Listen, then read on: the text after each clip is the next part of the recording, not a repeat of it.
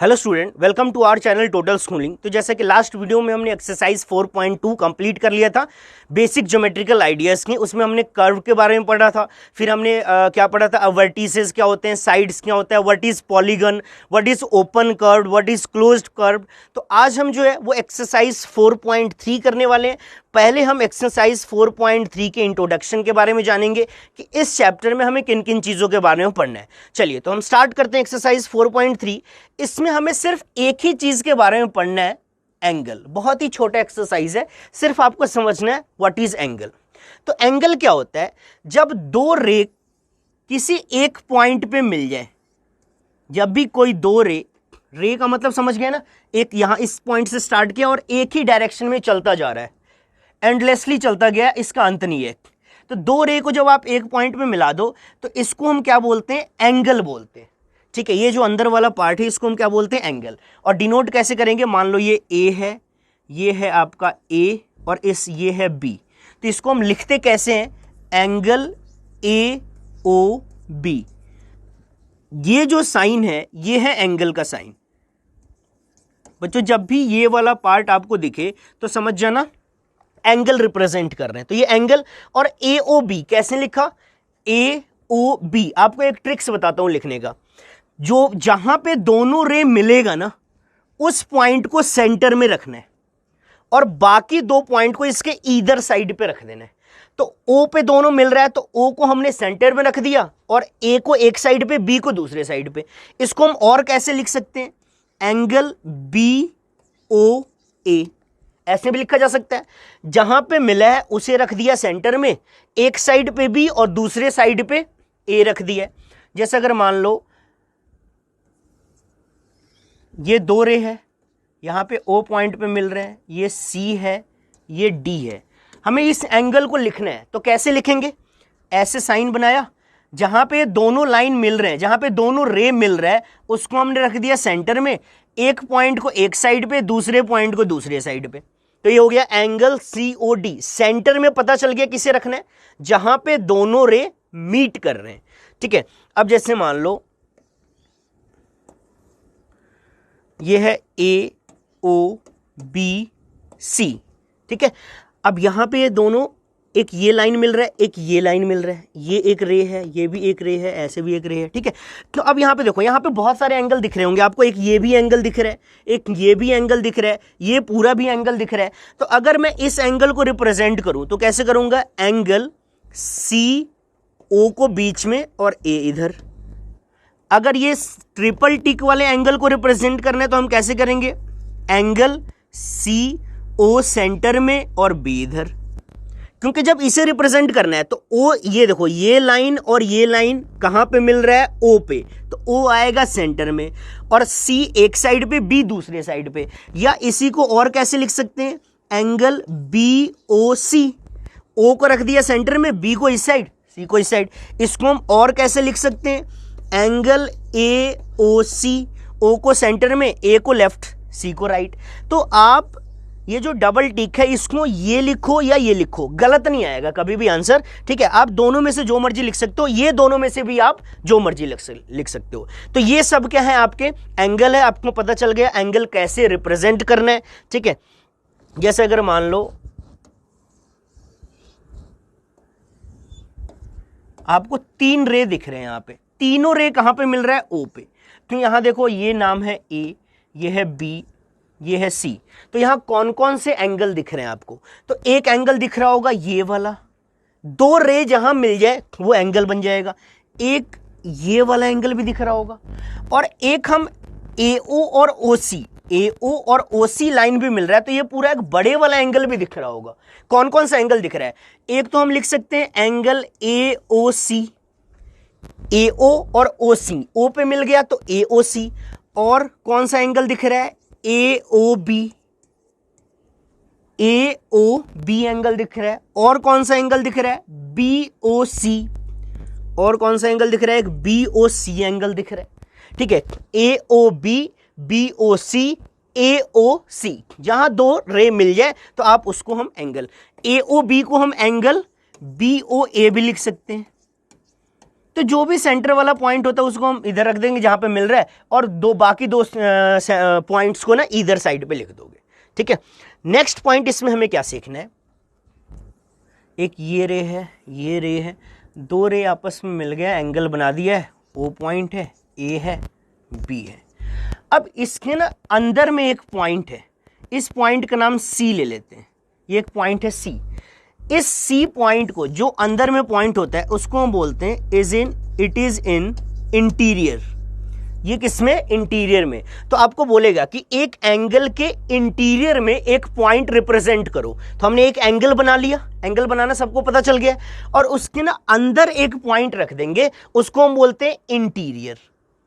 अगर बोलेगा एक्सटीरियर, तो इसके बाहर कहीं भी एक पॉइंट रख दो, ये डी, इस पॉइंट को, ये जो डी पॉइंट है, इसको हम क्या बोलेंगे? ये एक्सटीरियर पॉइंट है। ये कौन सा पॉइंट हो गया? एक्सटीरियर। तो अब पॉइंट इंटीरियर तो सी, पॉइंट एक्सटीरियर तो क्या हो गया? डी। तो इंटीरियर का मतलब हो गया उसके अंदर, एक्सटीरियर का मतलब हो गया उसके बाहर। तो सिर्फ एक ही चीज के बारे में पढ़ना था, एंगल। अब हम एक्सरसाइज स्टार्ट करते हैं, बहुत ही इजी एक्सरसाइज है। Name the angle in the given figure. यहां जो फिगर दिया हुआ है इसमें आपको कौन कौन सा एंगल दिख रहा है? तो जब दो लाइन सेगमेंट मिले तो एंगल क्रिएट करता है। तो देखो, डी ए और ए बी मिल रहा है, तो एक ये एंगल दिख रहा है, ए बी और ओ सी मिल रहा है, तो ये भी एक एंगल दिख रहा है, डी सी और सी बी मिल रहा है, ये भी एंगल दिख रहा है, ए डी और सी डी दिख रहा है, तो ये भी एक एंगल दिख रहा है। सिंगल, ये डबल मान लेते हैं, ये ट्रिपल ले लो, और ये 4 टाइम्स ले लेते हैं। तो ये आपको 4 एंगल दिख रहे हैं। ये चारों एंगल के नाम लिखने हैं। आपको एक और चीज बताता हूं, वर्टिसेस तो सबका क्लियर है ना, इसमें कितने वर्टिसेस हैं? 1 2 3 4। जितने वर्टिसेस है ना, उतने ही एंगल होते हैं। तो हम इसमें अब सारे एंगल का हम नाम कैसे लिखेंगे? तो फर्स्ट एंगल जो हो गया वो हो गया angle d a b. First जो एंगल है वो क्या हो गया हमारा? D a b. ठीक है, नेक्स्ट, क्योंकि हमें जहां पे दोनों लाइन सेगमेंट मिल रहा है उसे हम रखते हैं सेंटर में। अब बी वाला एंगल लिखना है, तो बी वाला एंगल लिखना है, तो बी को सेंटर में रख दो। बी के बाकी दो पॉइंट्स कौन कौन से? एक सी है, एक ए है, तो इधर ए रख देते हैं, इधर सी रख देते हैं, तो ए बी सी बन गया। और क्या बन जाएगा? B c d. क्योंकि अगर सी वाला एंगल लिखना है, जो एंगल लिखना है वो सेंटर में, पहले भी बता दिया, ए लिखना था, ए सेंटर में, बाकी डी और बी इधर साइड पे। बी लिखना है तो बी सेंटर में, बाकी ए और सी दोनों के इधर साइड पे। सी लिखना है तो सी हमने लिख दिया सेंटर में, और बी और डी इधर साइड पे। अगर हमें डी वाला एंगल लिखना है तो डी लिख दिया सेंटर में। अब बताओ, डी के इधर साइड में कौन सा? एक सी है और एक ए है, तो इधर सी लिख दो, इधर ए लिख दो, या इधर ए लिख दो, इधर सी लिख दो, गलत नहीं होगा कभी भी। इसको हम ऐसे भी लिख सकते हैं, ए डी सी। तो ये जो डायग्राम दिख रही है इसमें टोटल कितने एंगल है? 4 एंगल। यानी जितने वर्टिसेस, जितने पॉइंट, उतने ही एंगल बनेंगे। ये आपको प्रूफ के अकॉर्डिंग भी देख सकते हो। आपको ये सोच रहे हो और क्या एंगल बन रहा है, क्या नहीं बन रहा है, बिकॉज वर्टिसेस ही 4 है। Next, question number 2, in the given diagram name the points. Point के नेम देने। इन द इंटीरियर ऑफ, यहां पे ना एंगल आएगा, इसको इस तरीके से बना लेना, ये एंगल का साइन है, ये एंगल होगा इससे, एंगल एंगल। ठीक है, तो यहां पे क्या लिखा है? यहां पे कि in the interior of D O E, यानी ये जो एंगल है, इसको मैं काट के ही लिख देता हूं ऐसे, एंगल डी ओ ई के इंटीरियर में कौन सा पॉइंट है? एंगल डी ओ ई के इंटीरियर में। तो देखो, डी ओ ई कहां से है? ये है डी ओ, और इधर ई चला गया, यानी डी ओ ई अगर हम डायग्राम देखें, डायग्राम में डी ओ ई, तो डी ओ ई के इंटीरियर में कौन सा पॉइंट है? ए पॉइंट है। तो वही पूछा है, interior of angle D O E, तो आंसर विल बी ए। ठीक है, ये जो पॉइंट है वो क्या है हमारा? ए पॉइंट हो गया। ठीक है, नेक्स्ट है, in the exterior of e o f, angle e o f. E o f के एक्सटीरियर में, तो अब डायग्राम में देखेंगे ई ओ एफ कहां है, ये देखो EOF, और ये इसके एक्सटीरियर में ये वाला जो एंगल दिख रहा है ना, इसके बाहर, तो इसके बाहर देखो कौन कौन से पॉइंट है। एक तो C है, इसके बाहर ही A है, और इसके बाहर ही D भी है, इसके बाहर ही D है। क्योंकि ये एंगल की हम बात करें तो इस एंगल के अंदर तो कुछ भी नहीं है, पर बाहर बहुत सारे पॉइंट है, C भी है, A भी है, D भी है। तो EOF के जो एक्सटीरियर में होगा वो कौन कौन सा होगा, C, A, D, 3 पॉइंट इसके एक्सटीरियर में। नेक्स्ट है on EOF, on angle EOF। तो EOF पे ना बाहर ना अंदर, ना ही बाहर देखना है और ना ही अंदर देखना है, EOF पे ही होना चाहिए वो पॉइंट।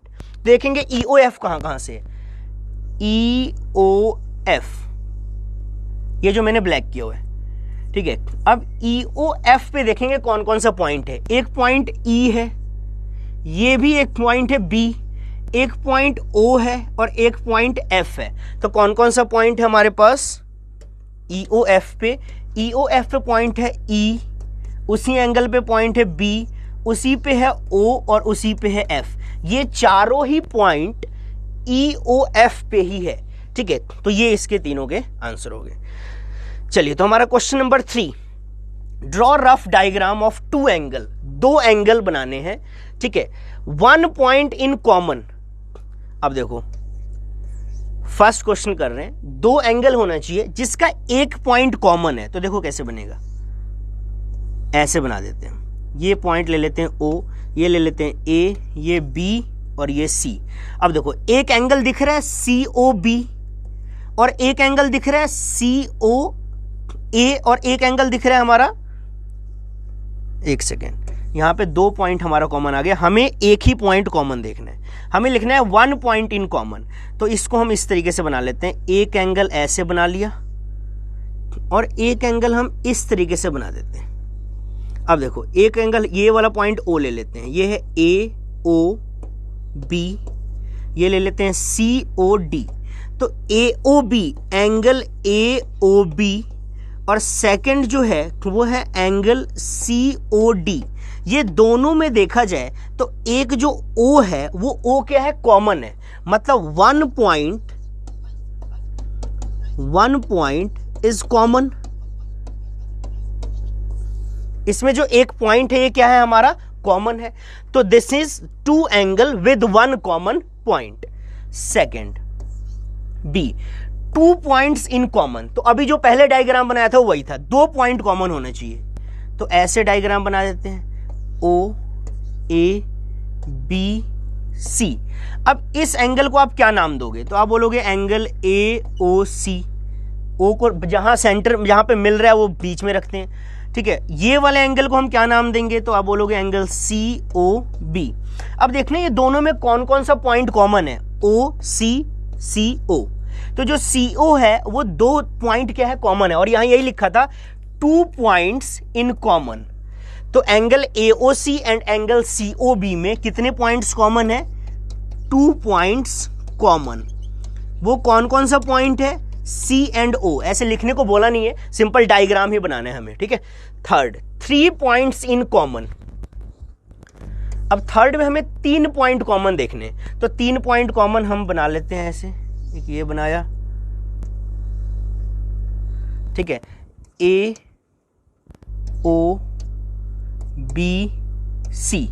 अब देखो एक एंगल दिख रहा है हमारा AOB, और एक एंगल दिख रहा होगा आपको AOC। AOB ये छोटा सा एंगल, एक बड़ा सा एंगल। थोड़ा डिफरेंट भी बनाना है, हर बार सेम के अब बनाने को तो ऐसे भी बना सकते थे हम। तो एक ये एंगल दिख रहा है, एक ये एंगल दिख रहा है, पर इस दोनों में देखा जाए तो एक ही पॉइंट कॉमन है, पर हमसे कितने पॉइंट कॉमन बोला गया, 3।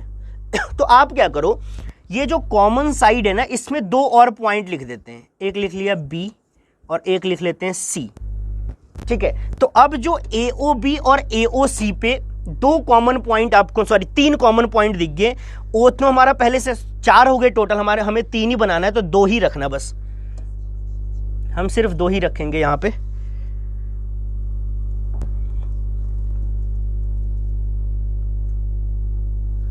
ठीक ठीक है, इसको हमने इस तरीके से मिलाया था, तो हमने ए बी और ओ, तो जो ए बी ओ है ये आपके 3 कॉमन पॉइंट हो गए, ए बी ओ। ओ तो पहले से कॉमन था और एक पॉइंट हमने ए और ओ पहले से ही कॉमन था, ए और ओ, एक पॉइंट हमने बी भी रख दिया, तो कितने पॉइंट कॉमन हो गए? 3 पॉइंट। अगला है 4 पॉइंट्स इन कॉमन। देखो 4 पॉइंट्स इन कॉमन, ऐसे भी बना सकते हो आप, ऐसे बनाते हैं, थोड़ा अलग अलग बनाते हैं हम। ऐसे बना दिया हमने, ए बी, ये ओ है, ये सी है। अब देखो ये जो दोनों एंगल है इसमें कौन कौन सा कॉमन पॉइंट है? एक सी है, एक ओ है, हमें करना है 4, तो 2 तो पहले से ही है।